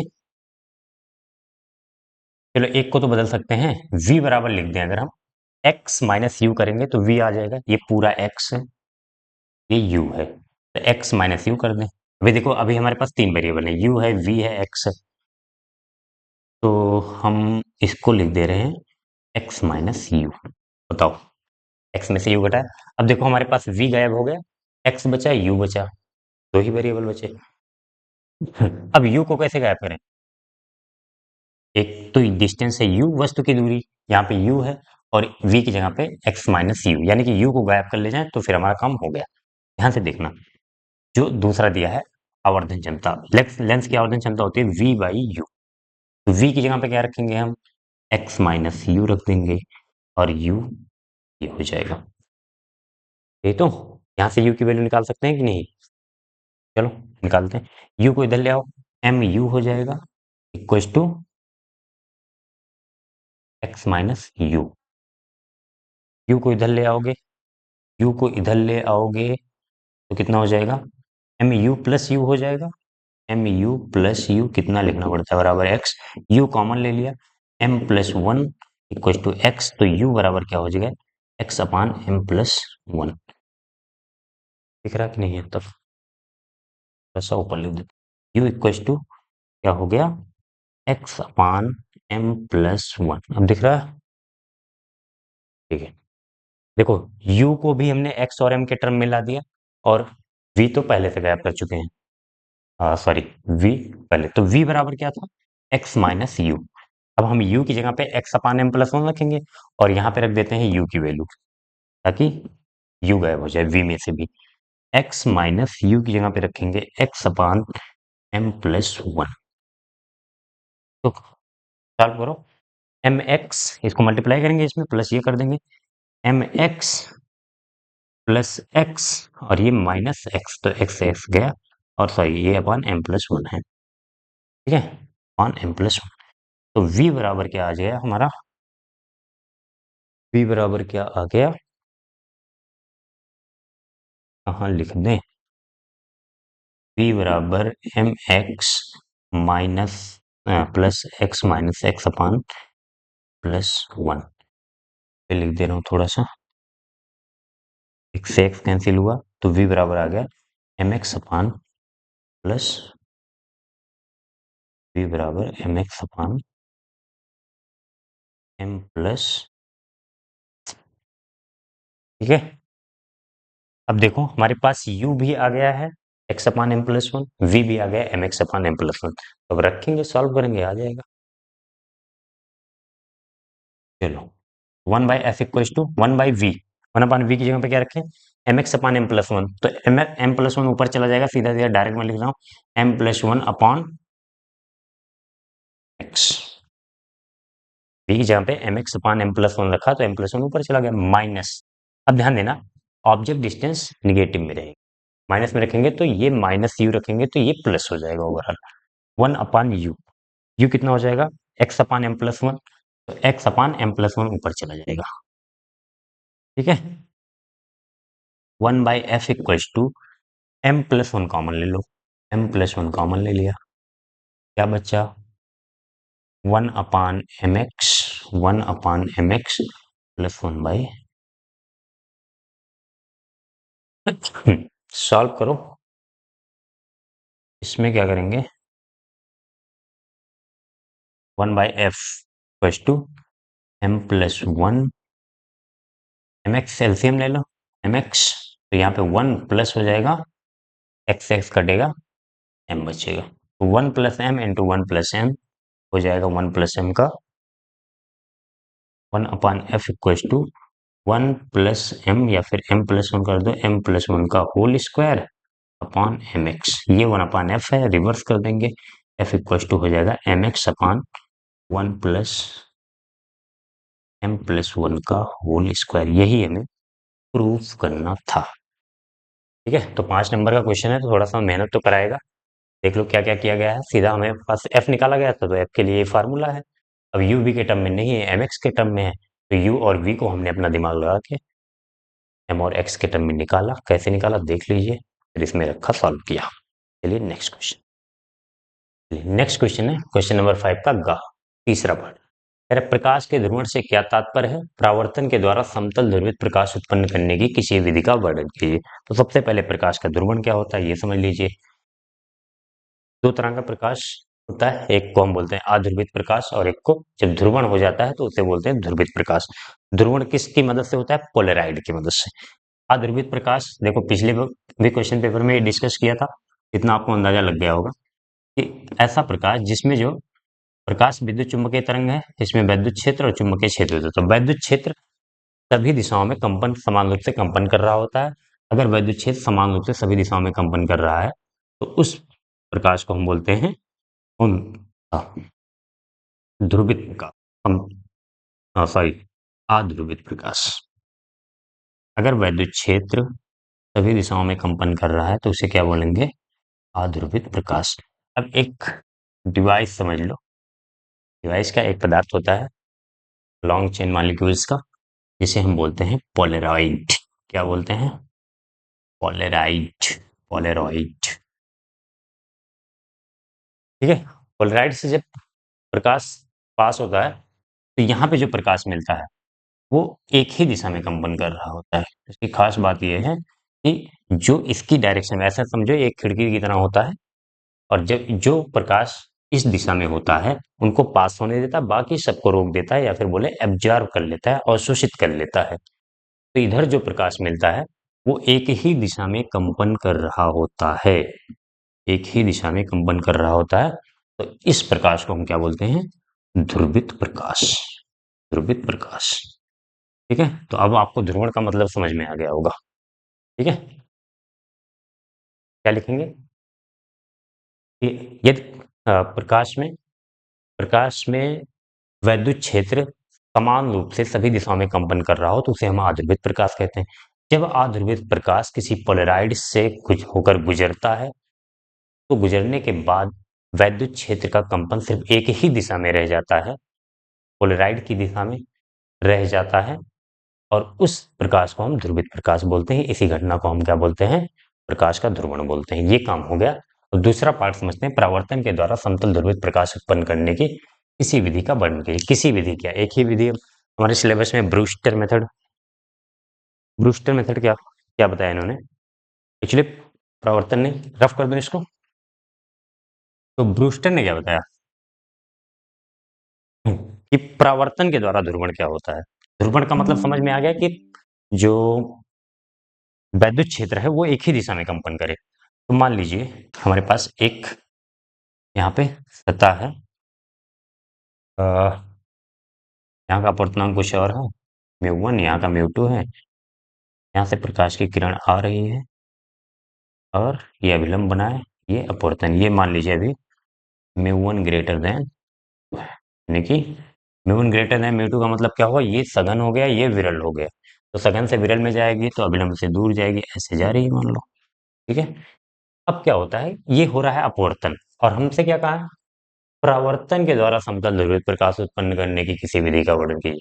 तो ये अपवर्तन हम क्यों करा रहे हैं, अपवर्तन ही कराएंगे, क्योंकि अपवर्तन जहां भी कहीं भी होता है ना, कहीं भी अपवर्तन 100% नहीं होता है। मान लीजिए 100% लाइट आई तो उसका मान लो 95%, अगर बहुत ज्यादा हो 95% भी अपवर्तन हो गया तो 5% लाइट का परावर्तन होता है, ऊपर भी कुछ लाइट जाती है। ये कोण आई है, ये कोण यहाँ से मान लो कुछ लाइट ऐसे गई, ये देखा गया, क्या देखा गया कि अगर तो हम बोलते हैं आईपी या फिर आईबी ब्रूस्टर एंगल। ध्यान से देखना, एक मिनट एक मिनट, ये मान लीजिए, चलो ठीक है अभी बाद में मान लेंगे, ये इसका अपवर्तनांक 1 मान लेते हैं, एयर से किसी माध्यम में जा रही है। तो ये जो प्रकाश परावर्तित हुआ ना, ये थोड़ा बहुत जो है ध्रुवित हो जाती है, थोड़ा बहुत ध्रुवित हो जाती है, पूरी तरीके से नहीं। इसमें क्या था, ये जो अध्रुवित प्रकाश था, इसमें सारी दिशाओं में था। ध्यान से देखना तो रहना। और ये जो है ये भी अध्रुवित है, जिसका अपवर्तन हुआ है वो भी अध्रुवित प्रकाश है। लेकिन जो परावर्तित हुआ है ना, कुछ आंशिक रूप से, ये जो डॉट बनाया है इसका मतलब प्रकाश इस दिशा में इसके लंबवत ऐसे है, ऐसे भी है, कुछ ऐसे है, कुछ ऐसे है। जो सभी दिशाओं में था, ये कुछ एक दो दिशाओं में रह के सिमट गया, मतलब आंशिक ध्रुवण हो गया। इसको हम क्या बोलेंगे, आंशिक ध्रुवण हो गया, पार्शियली पोलराइज्ड, आंशिक ध्रुवण हो गया। अब इसके लिए क्या कंडीशन बताइए कि ये कौन सी किरण है, परावर्तित किरण है, परावर्तित किरण है, और ये कौन सी किरण है, अपवर्तित किरण है। तो ब्रूस्टर ने क्या बताया कि अगर मान लो ऐसा कंडीशन, जब परावर्तित किरण और अपवर्तित किरण के बीच कोण 90 डिग्री हो जाए, जब परावर्तित किरण और अपवर्तित किरण के बीच कोण 90 डिग्री होता है, तो उस समय पर क्या होता है, इस परावर्तित प्रकाश का पूर्ण ध्रुवण हो जाता है। मैं लिख दे रहा हूं, यही तुम्हें लिखना था। परावर्तन के दौरान जब, ब्रूस्टर का नियम यही है, ब्रूस्टर नियम चाहो तो कहीं पे हेडिंग डाल देना अपना, और ब्रूस्टर्स लॉ, ब्रूस्टर होता है एक्चुअली, ब्रूस्टर लिखा जाता है हिंदी में, ब्रूस्टर का नियम यह है, जब अपवर्तित किरण तथा परावर्तित किरण के बीच कोण कितना हो, 90 डिग्री। जब अपवर्तित किरण, अपवर्तित किरण तथा परावर्तित किरण तथा परावर्तित किरण के बीच, परावर्तित किरण के बीच कोण 90 डिग्री हो, कोण 90 डिग्री हो, तो इस स्थिति में परावर्तित प्रकाश का पूर्ण ध्रुवण हो जाता है। तो इस स्थिति में, तो इस स्थिति में परावर्तित किरण का, परावर्तित किरण का पूर्ण ध्रुवण हो जाता है। इसी को हम बोलते हैं परावर्तन द्वारा ध्रुवण, पूर्ण ध्रुवण हो जाता है। तो बात समझ में आ गई इतनी, पूर्ण ध्रुवण हो जाता है, इसी को ब्रूस्टर लॉ कहते हैं। चाहो तो इतना लिख दो, 5 नंबर का क्वेश्चन थोड़ा सा और करते हैं इसमें। अब ध्यान से देखना, ये आई बी है, तो ये भी कितना हो जाएगा, I B, I B B इसलिए है, इसको बोलते हैं ब्रूस्टर एंगल। ठीक है, अब इसको थोड़ा सा हमें इसकी वैल्यू निकालनी है, कितना हो, मतलब ये इसको मान लो म्यू मान लो, ये हवा मान लो, एयर यहाँ पे, और यहाँ पे कोई भी माध्यम मान लो, उसका अपवर्तनांक म्यू मान लो। अब हमें बताना है कि किस आपतित कोण पर, आपतित कोण कितना रखें ताकि इसका परावर्तित किरण और अपवर्तित किरण के बीच कोण कितना हो जाए, 90 डिग्री, ताकि पूर्ण ध्रुवण हो जाए। हमें कुछ तो नॉलेज चाहिए ना, कितने आपतित कोण पर लेकर आए इसको, तो यही कैलकुलेशन करने मैं जा रहा हूँ। तो ये आपतन कोण बराबर परावर्तन कोण, यहाँ पे जो मान लो अपवर्तन कोण आर। अब ध्यान से देखना, ये अभिलंब है, ये अभिलंब है, ये अपवर्तक सदा है, ये ओवर 90 हो गया। तो ये आई बी है, तो ये कितना हो जाएगा, 90 माइनस आई बी, ज्योमेट्री है, ध्यान से देखिएगा। अब क्या है, ये इन दोनों के बीच 90 डिग्री, हमने क्या कंडीशन है, परावर्तित किरण अपवर्तित किरण के बीच 90 अंश कोण है। तो अगर ये 90 माइनस आई बी है और ये पूरा 90 है, तो ये हो जाएगा आई बी, निकाल लेना अभी तुम इसको एक्स मान लेना, X plus 90 minus I B equal to 90 कर लेना, 90 से 90 कैंसिल हो जाएगा, एक्स बराबर आई बी आ जाएगा। हाँ, क्या क्या करूं मैं, ये हो गया आई बी। अब ये पूरा 90 है अभिलंब, तो अगर ये आई बी है तो ये आर बराबर कितना हो जाएगा, आर बराबर हो जाएगा 90 माइनस, आर बराबर, आर बराबर 90 माइनस आई बी, बस। यहाँ पे हम लगाएंगे स्नेल का नियम, स्नेल का नियम ध्यान से देखते रहना। स्नेल का नियम क्या कहता है, जिस माध्यम का अपवर्तनांक लेंगे उस माध्यम का कोण देंगे, तो वन स्नेल्स लॉ से, स्नेल के नियम से, स्नेल के नियम से one sine I B, 1 sine I B. अब कोई आई बी लिखे कोई आई पी लिखे तो कंफ्यूज मत होना, बस इसको ब्रूस्टर एंगल बोले, I B. 1 sine I B equal to mu sine 90 minus I B. Mu sine 90 minus I B. Mu sine R होता है तो आर बराबर कितना है, 90 minus I B. Minus I B, तो ये बचा sine I B. Sine I B equal to sine 90 minus theta होता है कॉस थीटा, तो mu cos I B. Cos I B को इधर लाएंगे, sine I B upon cos I B equal to mu हो गया, तो ये हो जाएगा tan I B equal to mu. तो आई बी इक्वल टू क्या हो जाएगा, I B equal to tan inverse mu. Inverse mu ये हो गया हमारे लिए। कितने इंसिडेंस एंगल पर लाएंगे ताकि इनके बीच में एंगल 90 डिग्री हो। अगर इनके बीच में एंगल 90 डिग्री होगा तो पूर्ण ध्रुवण हो जाएगा। ठीक है, तो उम्मीद करता हूँ ये क्वेश्चन आपको ढंग से समझ में आ गया। ब्रूस्टर का नियम कहते हैं, जो विधि है ब्रूस्टर विधि भी लिख सकते हो। ठीक है, नेक्स्ट क्वेश्चन। चलिए नेक्स्ट क्वेश्चन है क्वेश्चन नंबर 5 का घ वाला पार्ट। किसी वैद्युत द्विध्रुव को एक समान विद्युत क्षेत्र में संतुलन की स्थिति में थीटा कोण घुमाने में किए गए कार्य के लिए सूत्र प्राप्त कीजिए। तो एक समान वैद्युत क्षेत्र है। अब संतुलन की स्थिति की बात हम लास्ट में करेंगे। ठीक है, पहले देख लेते हैं कि एक समान वैद्युत क्षेत्र में रखे द्विध्रुव को घुमाने में कितना कार्य किया जाता है। ठीक है, बाद में हम संतुलन की स्थिति वाला केस देख लेंगे। तो ये मान लीजिए द्विध्रुव रखा हुआ है, यहाँ पे माइनस क्यू चार्ज है, यहाँ पे प्लस क्यू चार्ज है। द्विध्रुव के बारे में पता होगा। एक समान वैद्युत क्षेत्र ई है, तो इधर एक बल लगेगा Q इंटू ई, और इधर माइनस चार्ज पे देखो, प्लस चार्ज पे वैद्युत क्षेत्र की दिशा में बल लगता है, माइनस चार्ज पे वैद्युत क्षेत्र की विपरीत दिशा में लगता है। तो ये Q इंटू ई हो जाएगा। नेट फोर्स तो इधर Q E net force, net बल तो जीरो है, लेकिन बलाघूर्ण जीरो नहीं है, क्योंकि दोनों बलों की क्रिया रेखा अलग अलग है, तो ये इसको घुमा सकता है। ठीक है, हमने माना ये जो कोण दिया है वैद्युत क्षेत्र और द्विध्रुव की दिशा कहते हैं माइनस से प्लस की तरफ, माइनस से प्लस की तरफ, तो ये वैद्युत द्विध्रुव माइनस से प्लस की तरफ क्यू इंटू टू एल होता है ना, और ये वैद्युत क्षेत्र के बीच में कोण थीटा है। कुछ मान लो थीटा वन मान लो, थीटा वन मान लिया हमने, इसको हमने घुमा दिया, ऐसे कर दिया, थोड़ा सा इधर घुमा दिया। ध्यान से देखते रहना, थोड़ा सा इधर घुमा दिया। ये पहले कोण था थीटा, घुमाने के बाद फिर यहीं से करो तुम, फालतू में कंफ्यूज ही हो। ये माइनस क्यू इधर आ गया, प्लस क्यू इधर आ गया। ध्यान से देखते रहना, ये थीटा वन पे था, हमने घुमा के कितना कर दिया, थीटा टू कर दिया। तो थीटा वन से थीटा टू घुमाने में कितना कार्य करना पड़ेगा हमें, वही हमें ज्ञात करना है। बल तो जीरो, तो बल तो लगाना, घुमाने के लिए हम घुमा रहे हैं ना, तो घुमाने के लिए बल आघूर्ण की जरूरत पड़ती है, और बल आघूर्ण का फार्मूला आपने पढ़ा होगा, tau equal to P E sine theta. नहीं पढ़ा है तो देख लो।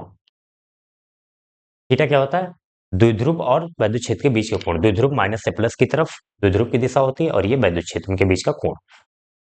तो इसको घुमाने के लिए अब देखो बल आघूर्ण, जैसे जैसे ये घूमेगा ना, जैसे जैसे घूमेगा तो थीटा बदलेगा, और थीटा बदलेगा तो बलाघूर्ण बदलेगा, और बलाघूर्ण जब बदल रहा है तो वो हो गया परिवर्ती बलाघूर्ण। उसके लिए कार्य निकालने के लिए, जैसे फोर्स कार्य बराबर होता है बल गुणे विस्थापन, एफ डॉट डी एस। तो उसी तरीके से अगर बलाघूर्ण लग रहा है तो वहां पे जो कार्य होता है वो टाउ डॉट डी थीटा होता है, tau dot D theta.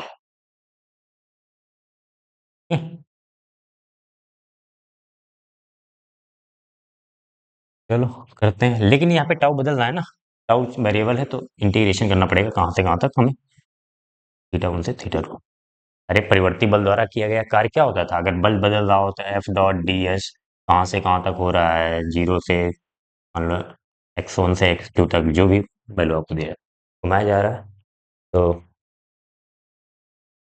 Tau की वैल्यू कितनी आ जाएगी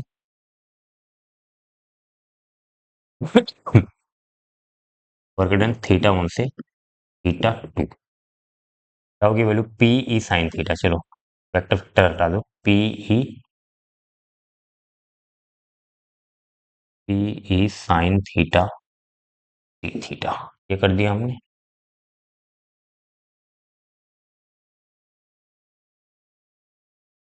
साइन थीटा, पी बराबर क्या होता है, क्यू इंटू टू एल, इनके बीच की डिस्टेंस तो वो तो कांस्टेंट है, वैद्युत कांस्टेंट दिया है, ये आ जाएगा बाहर।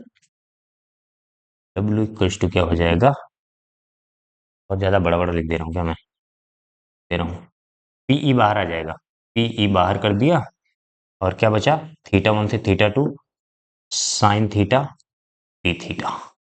साइन थीटा का इंटीग्रेशन होता है माइनस का कॉस थीटा, क्या हुआ, तो डब्ल्यू बराबर पीई माइनस कॉस थीटा, कहाँ से कहाँ तक, थीटा वन से थीटा टू तक। वैल्यू रखेंगे minus cos theta two, minus minus plus हो जाएगा, प्लस कॉस थीटा वन हो जाएगा ना। तो देखो थीटा टू यहाँ पे रखेंगे पहले, तो minus cos theta two, minus फार्मूले में होता है माइनस, और फिर माइनस कॉस थीटा वन, तो माइनस माइनस प्लस हो जाएगा। तो इसको मैं डायरेक्ट लिख रहा हूँ पीई, ऐसे लिख दो, कॉस थीटा वन पहले लिख दो, प्लस में था तो cos theta one minus cos theta two, ये हो गया हमारा पास फार्मूला ये। अब संतुलन की स्थिति आती है, ये किया गया कार्य होगा, ठीक है। स्थिति ऊर्जा भी इसी तरीके से निकालते हैं। संतुलन की स्थिति क्या होगी, संतुलन की स्थिति फिर से बना दे रहा हूँ, इधर ध्यान से देखो। संतुलन का मतलब क्या होता है, नेट बल तो वैसे भी जीरो है, ऐसा मत समझे कि नेट बल जीरो है तो वो संतुलन के उसमें, कंप्लीट जो होता है पूर्ण संतुलन, वो जब बल भी जीरो हो और बलाघूर्ण भी जीरो हो। तो बलाघूर्ण कब जीरो होगा, जब तुम्हारा वैद्युत द्विध्रुव ऐसे होगा, यहाँ पे माइनस क्यू, यहाँ पे प्लस क्यू। अब देखो इधर प्लस क्यू पर इधर बल लगेगा क्यू ई, और इधर बल लगेगा क्यू ई, तो दोनों बल तो जीरो है ही, इधर जितना बल उतना बल इधर, तो नेट फोर्स तो जीरो है ही। अब ये दोनों बल इससे लग रहे हैं, ये इनको घुमा नहीं सकते, ठीक है, क्योंकि इनकी क्रिया रेखा दोनों same, action line, line of action. तो अगर ये बलाघूर्ण जीरो है यहाँ पे, और बलाघूर्ण भी जीरो है, और क्या जीरो है, बल भी जीरो है, तो इसको हम बोलेंगे संतुलन की स्थिति में है। अब संतुलन की स्थिति से थीटा कोण हमने ऐसे घुमा दिया, माइनस क्यू से प्लस क्यू। ये संतुलन की स्थिति में कोण कितना होता है, इधर इसी डायरेक्शन में हो गया तुम्हारा द्विध्रुव P, और उसी डायरेक्शन में वैद्युत क्षेत्र, यानी संतुलन की स्थिति में कोण कितना हो जाता है, संतुलन की स्थिति में कोण कितना हो जाता है, 0 डिग्री, थीटा बराबर 0 डिग्री। और इससे जीरो से हम थीटा डिग्री घुमा रहे हैं, क्या लिखा है, संतुलन की स्थिति में थीटा कोण घुमा रहे हैं। संतुलन की स्थिति में थीटा वन, यानी कि जब इस समय था थीटा वन बोल जीरो, और थीटा टू कितना हो जा रहा है, यहाँ पे कितना घुमाया जा रहा है, थीटा, तो वैल्यू रख दो, वैल्यू रख दो, डब्ल्यू बराबर पीई कॉस थीटा वन की जगह पे जीरो, कॉस जीरो की वैल्यू हो जाएगी 1 माइनस कॉस थीटा, ठीक है। और इसको माइनस बाहर निकालना चाहते हो तो माइनस बाहर निकाल लो, तो हो जाएगा cos theta minus P cos theta minus, इतना रख दो बस, ठीक है। तो कर लो, देखो बाकी स्थितिज ऊर्जा भी इसी मेथड से निकाला जाता है, वो नहीं पूछा गया तो उस पर डिस्कस नहीं कर रहा हूँ, वो बस घुमाने में किया गया कार्य। चलिए नेक्स्ट क्वेश्चन देखते हैं। चलिए नेक्स्ट क्वेश्चन है 5 का घाव का अथवा वाला। कह रहा है हाइड्रोजन परमाणु में एक इलेक्ट्रॉन नाभिक के चारों ओर 5×10⁻11 मीटर त्रिज्या की कक्षा में 2.2 × 10⁻6 मीटर पर सेकंड की चाल से चक्कर लगाता है, इसके समतुल्य वैद्युत धारा का मान ज्ञात कीजिए। ऐसा क्वेश्चन पिछले सेट में भी था, कर चुके हैं। तो आई इक्वल टू क्या होता है, क्यू बाई टी होता है। क्यू है आवेश, अगर किसी तार में किसी अनुप्रस्थ काट क्षेत्रफल से कितना आवेश कितने समय में गुजर रहा है, उसके अनुपात को हम वैद्युत धारा कहते हैं। अब जो है हमने इसको किया होगा तो याद है, हमने समय को मान लिया था एक आवर्तकाल में, एक आवर्तकाल मतलब एक चक्कर लगाने में कितना आवेश गुजरेगा, तो एक चक्कर लगाने में लिए गए समय को आवर्तकाल कहते हैं। समय को आवर्तकाल ले लिया। आवर्तकाल बराबर क्या होता है, अगर कोई वृत्तीय पथ पर घूम रहा है इलेक्ट्रॉन, तो इसकी त्रिज्या आर है, तो आवर्तकाल क्या होता है, 2 पाई आर, इसकी परिधि अपान उसकी चाल वी, क्योंकि चाल दिया है, त्रिज्या दिया है, तो हम इसको लिख सकते हैं 2 पाई आर/वी। ये टी हो गया, तो टी को जब हम 2 पाई आर/वी लिखेंगे तो वी ऊपर चला जाएगा। डायरेक्ट आप इस फार्मूले को भी याद रख सकते हैं, Q V by 2 pi R, I बराबर Q B upon 2 pi R. Q कितना है? एक इलेक्ट्रॉन है, तो एक इलेक्ट्रॉन पर आवेश कितना होता है? आई इक्वल टू 1.6 इंटू 10⁻⁻90, ये आवेश हो गया। वेलोसिटी कितनी दी गई है? 5 × 10⁻, नहीं, 2.2, 2.2 × 10⁻6 मीटर पर सेकंड, ये वेलोसिटी दी गई है। अपॉन अपॉन 2 इंटू पाई की वैल्यू 3.14, तो आर त्रिज्या कितनी दी गई है? 5 × 10⁻⁻11। सॉल्व करो। 2 अंक पे दशमलव ऊपर है, 2 अंक पे नीचे है, खत्म हो गया। 2 × 8 = 16, 2 × 8 = 16, बचा 314 × 5। करो करो करो। देखो 10 की घात वाले को मैनेज करते हैं। 10 की घात -11 ऊपर जाएगा, 11×6 = 17 हो जाएगा। 17 और -19, तो बचेगा 10 की घात -2 माइनस, अरे 11×6 = 17 और -19 + 17 तो -2। अब क्या बचा यहाँ पे? 8 कटेगा क्या है? 4 नहीं कटेगा। करो करो। 314 × 5, 5 से काट दो इसको। 5 चौके 20, 5 चौके 20, 4.4, 4.4 अपॉन, इसको कर दो, तो कर दो, एक मिनट, चलो मल्टीप्लाई करो। 4.4 इंटू 8, 8 चौके 32, जैसे भी करना हो करो। 8 चौके 32 और 8 चौके 32, 3 35, 3.52, एक अंक लगेगा, सॉरी, 35.2। 8 चौके 32, 3, 8 चौके 32, 3, 35। नीचे कितना बचा है? 314 बचा है ना? 14, दशमलव हटाओ इसको।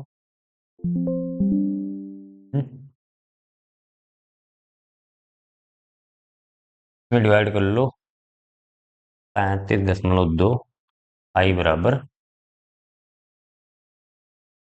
इसमें आप एक जीरो नीचे बढ़ा लो, या फिर इसमें 10⁻³ कर लो। अरे दशमलव इधर ले जाओगे, ये बढ़ेगा तो इसकी पावर घटेगी, तो ये हो जाएगा 352/314 × 10⁻³ 352। ये कितना हो जाएगा? 314 एक बार जाएगा, दशमलव एक अंक तक मैं करूंगा।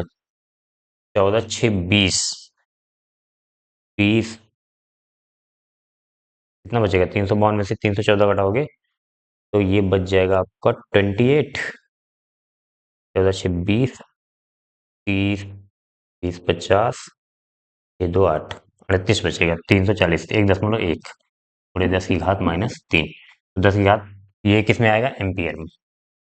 और अगर इसे 10⁻³ दिख जाए तो उसे मिली एम्पियर में बदल सकते हो, तो 1.1 मिली एम्पियर हो जाएगा। मिली एम्पियर, ये आपका आएगा। सॉल्व करने के लिए आप जो भी तरीका अपनाओ, जो भी दिमाग में आए, बस कैलकुलेशन सही से करना ताकि वैल्यू गलत ना हो। ठीक है, इस तरह का क्वेश्चन करते थे। मेन कॉन्सेप्ट तो यही था, Q/T। और टी कितना लिया हमने? एक आवर्तकाल ले लिया, एक चक्कर में। जो भी टाइम तुम निकाल सको ऐसा टाइम लेंगे ताकि हम उसमें कैलकुलेशन कर सकें। तो हमें एक आवर्तकाल निकालने में, समय निकालने में पता है कि 2 πr/v, और आर और वी दिया भी है, उसी हिसाब से सोचा है इसको। ठीक है, नेक्स्ट क्वेश्चन।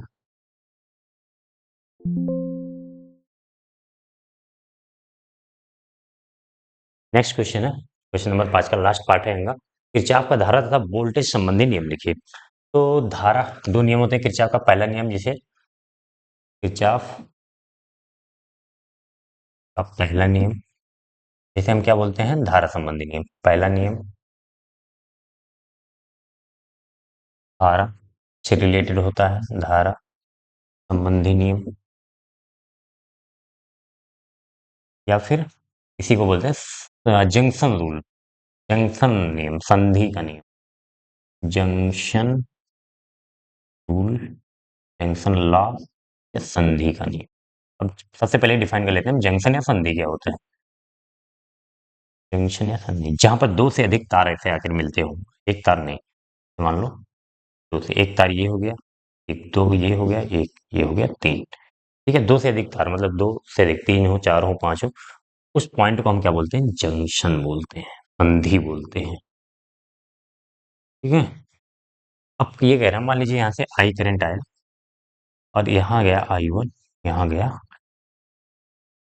ठीक है, तो धारा संबंधी नियम ये कहता है कि किसी संधि की तरफ आने वाली धारा का योग बराबर संधि से दूर जाने वाली धारा का योग बराबर होता है, या फिर आपके बुक्स वगैरह में क्वेश्चन बैंक में इस तरीके से दिया जाता है, किसी संधि पर आने वाली धारा तथा जाने वाली संधि से जाने वाली धारा का बीजगणितीय योग शून्य होता है।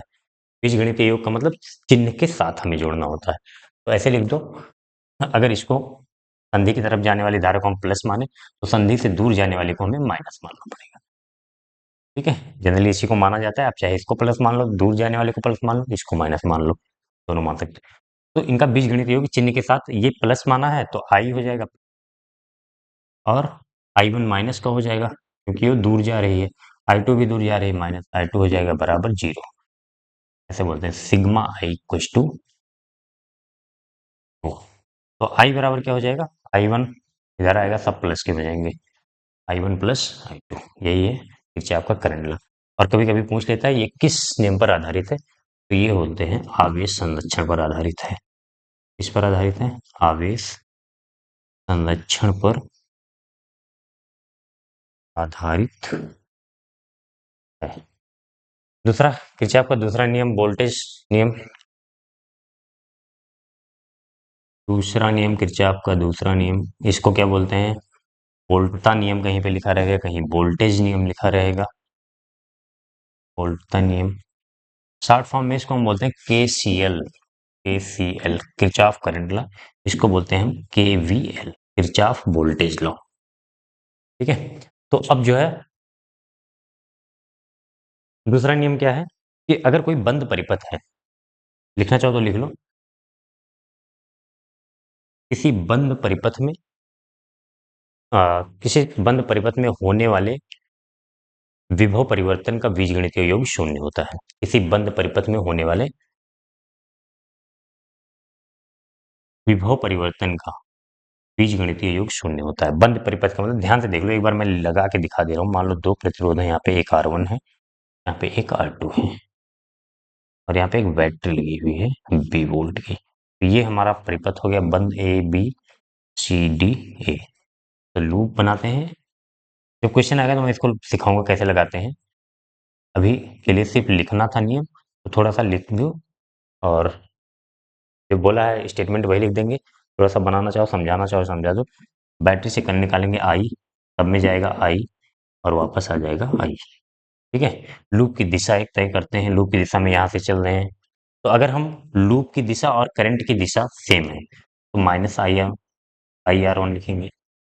यहाँ पे वोल्टेज कितना परिवर्तन हुआ? V इक्वल टू IR, तो IR1, फिर ये भी माइनस IR2, यहाँ पे आ गए तो माइनस से प्लस जा रहे हैं तो प्लस का V इक्वल टू 0, यहाँ से फिर ए आ गए। ठीक है, अभी ज्यादा समझ में नहीं आ रहा है लूप कैसे लगाते हैं, मतलब किरचॉफ वोल्टेज लॉ कैसे लगाते हैं, जब क्वेश्चन आएगा न्यूमेरिकल मिलेगा तो मैं उसमें पूरा ढंग से समझाऊंगा। अभी लिखने के लिए कहा है तो हमने प्रथम नियम लिख दिया, द्वितीय नियम लिख दिया। ठीक है, जो बोला है उसको लिख लीजिए और डेल्टा V बराबर 0। और इसमें जरूर ये लिख देना कि ये जो है ऊर्जा संरक्षण पर आधारित है। दूसरा नियम किस पर आधारित है? ऊर्जा संरक्षण पर आधारित है, ऊर्जा संरक्षण पर आधारित। ठीक है, नेक्स्ट क्वेश्चन चलते हैं।